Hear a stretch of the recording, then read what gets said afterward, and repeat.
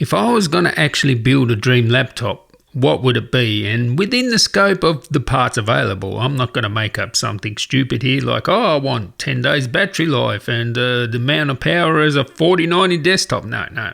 Within the scope of the parts we have available, what would be the dream laptop if I made it? Well, let me tell you here, this is it. This laptop here, the ROG Zephyrus G16, is as close to the dream laptop as I could imagine. Now, if you know my channel, you know that I like sort of creator laptops. So MacBook Pros, XPS 15s, the ZenBook creator laptops, and the laptops I've had in the past are, MacBook Pros, XPS 15s. So you know where I sort of stand on what I want. I didn't care that the MacBook Pros or the XPS 15 didn't have the power output of a gaming laptop. That's not what I wanted. I wanted something premium.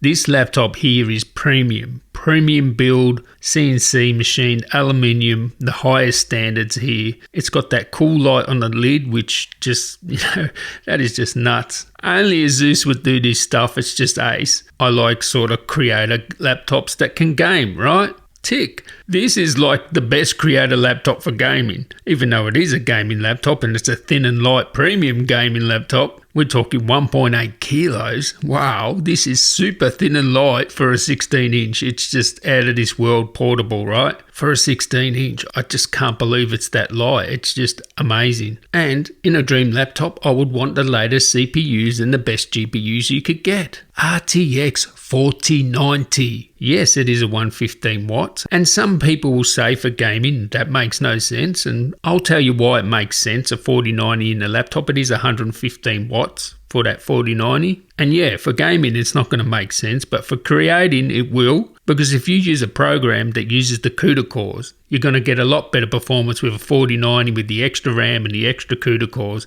And it doesn't matter that it's only like 115 watts because what you want is the RAM and the CUDA cores. And as I said before, I used XPS 15s and I never cared that, they could only do like 70 watts maximum output CPU and GPU together. This thing here has a 200 watt power supply, something so thin and light, 200 watt power supply compared to 130 watt of an XPS. So that's an extra 70 watts in the bank there. And rather than sustaining like, maximum 70 watts, maybe boost 80 watts with the old XPS 17, this thing here can maintain over 120 watts CPU and GPU together in this thin and premium package. That is just mind-boggling. That is really good. So a lot more power than say an XPS 15 or 17 or XPS 16 now. They are thinner, lighter, and of course the latest Intel CPUs, Ultra 9 CPU.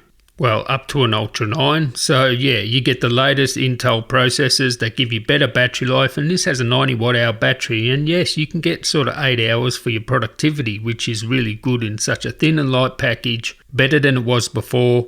Of course, for gaming and stuff like that, the same rules apply. If you're, having max gaming performance, you're only going to get you like over, a little bit over 2 hours gaming. But for productivity on the go, I would say it's pretty much all day battery life. So we got everything premium. We got, the best GPUs, the best CPUs. The only thing left now is the screen. Oh my God. This screen is just dream level screen. 2.5K OLED. 240 Hz, 100% P3, True Black, 500 HDR support. So yeah, you're going to get, a bit over 500 nits here. Instant response. OLED looks better than mini LED. Even if a mini LED will get brighter, the OLED, the difference, the contrast between the light and the dark makes it pop more. And 240 Hz is just wow. And having the color gamut, everything, the screen is like dream level, and in actual fact the whole laptop is dream level. It's even got good sound, good trackpad, good keyboard, great for productivity, gaming and creating of course, and this is the laptop I would make if I was going to make a dream laptop. Thin and light, premium, 16-inch, got the best GPUs you want.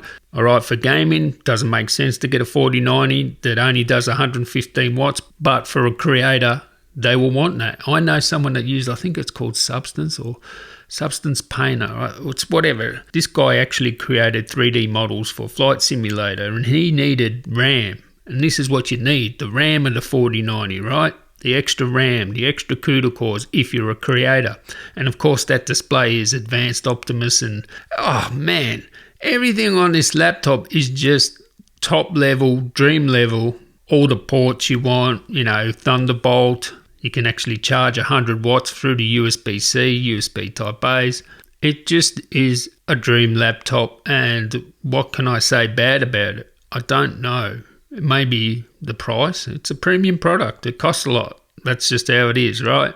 But it's certainly the laptop I got, because it's even got an SD card reader and HDMI 2.1 out as well. So what can you actually say is bad about this laptop? I can't think of anything. The output is what you'd expect off a thin and light like this. The noise isn't that bad. Of course, it's going to be thermally constrained. It's just thin and light laptop like the XPS. That's how it is with these things. Don't expect it to be like a gaming laptop. It's not. In a dream world, maybe we could have these output the same as a gaming laptop. But in reality of what we got now, this is it. This is the dream. So catch you in the next one. Tally ho.